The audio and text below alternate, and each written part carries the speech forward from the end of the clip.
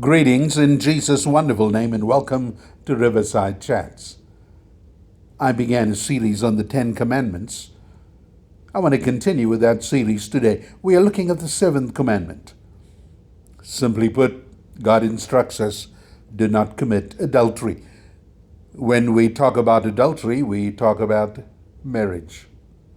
The antidote, the solution to adultery is a sound marriage. Marriage is one of the most delicate of all institutions by God. We're going to consider this truth today in this episode, that this commandment, not to commit adultery, protects us in different kinds of ways. Firstly, it protects the individual. I've heard of many who have contracted sexually transmitted diseases by sleeping around with different women. I know some men, they gauge their manhood by how much they can sleep around. When sleep around, I'm talking about having sexual dealings with other women. And this is not only limited to men. Women are notorious, even in this modern day age. Some women take the initiative more than the men.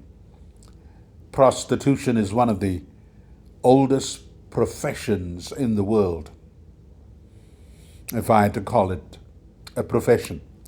In the height of the Second World War, they would get French prostitutes to satisfy the sexual desires of men in the army. And they said in a single day, some of these prostitutes would service or have sexual dealings with 200 men. Could you imagine the debauchery? Could you imagine the degradation, the depths that sin will take us into?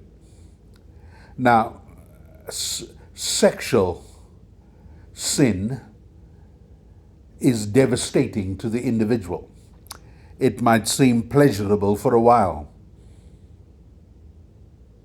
but this prohibition from God against adultery protects the individual. Sexual sin promises freedom, but it brings bondage. Now, some people believe you must sow your oats. That is a phrase, an English phrase, for just sleeping around as much as you can before you marry. And then within marriage, many cultures permit mistresses. Some cultures are polygamous cultures, which means they allow more than one wife. Some Muslim cultures allows you to have 5 wives, provided you treat all the wives equally. It's almost impossible to love 2 people exactly the same. Sexual sin promises freedom, but it brings bondage. It brings guilt. You know, in some cultures, they gauge an over expression of love as hiding some guilt, especially if you tell your wife how much she loves you, and when you buy special gifts for her and lavish her with special things. Now, this is not true of every culture. Some men would never have any sexual dealings with their wives at all. There is no marriage. They'd rather go and mess around with other people. But some people, out of a guilty conscience, will overcompensate with being good to somebody. But in some cultures, the more love you show, the more love you get. I don't believe there's anything wrong with lavishing your spouse with good gifts. Some people are guilty when they mess around. Some people don't even have a conscience. They look at that as a way of life. In some cultures, they overlook the sins of men when they mess around and take other mistresses.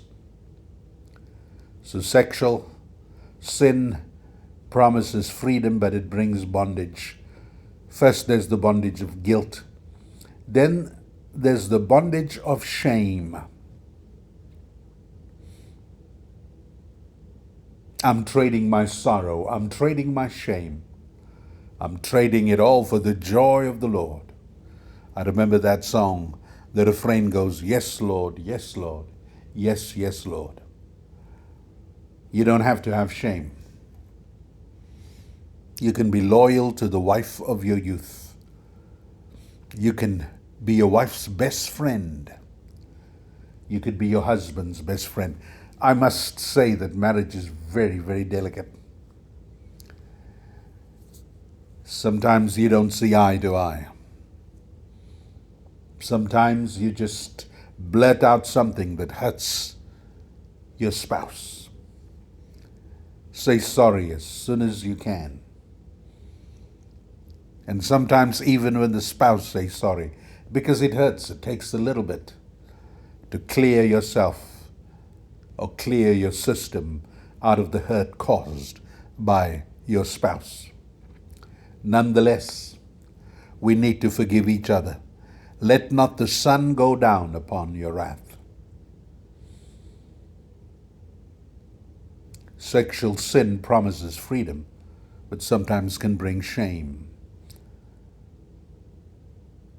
People are very secretive when they're messing around, when they're committing adultery.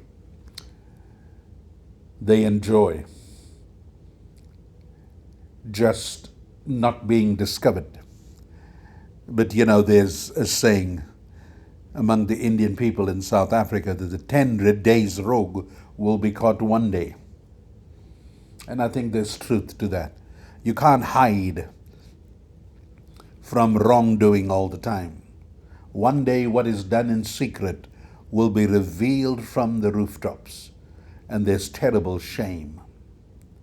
Secrecy. I was talking about a pastor from one of the states here in the United States. Very successful, very anointed, built one of the largest churches. Long time ago, he hid a secret. He molested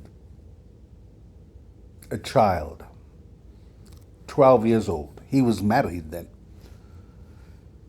But he asked God to forgive him, and I think God forgave him. God always forgives. But people don't forgive, especially when children are involved. This man who built one of the largest ministries had to be kicked out of his church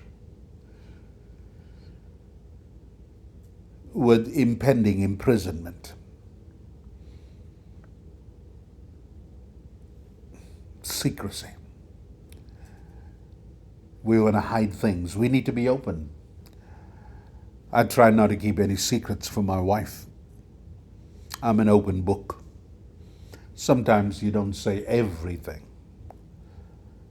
but it's good to share most of the things and be open. Sexual sin promises freedom, but it brings bondage. Sometimes it brings a spiritual emptiness because you know what you're doing is wrong. The Bible says, to him who knows to do sin and does it, to him it is sin. You know it's wrong. Your conscience tells you it's wrong. And sometimes our conscience is seared with a hot iron, or like a hot iron. God's commandment is not to restrict us from sexual expression, but more to protect our souls. Because every sin a man commits, he commits outside the body. When you sin sexually, you sin against your body. How many young girls have got pregnant out of wedlock and they had to marry because they had obligations and a child? Some people don't worry about it. Some men don't even pay child support. A man needs to own up to his faults. He needs to be accountable. In the caption today, you see an Indian Christian couple from the south of India in a marriage ceremony. A great start for anyone. But it's great to be loyal to your spouse till your dying day. In this session, we looked at how this commandment protects us. It protects the individual. It protects not only the individual, but it protects the home. When trust is broken, families are wounded. Children feel insecure. Spouses feel betrayed. So this commandment is not only a protection against or a protection for the individual, it is a protection for the home. God give us Christian homes, homes where the Bible is taught.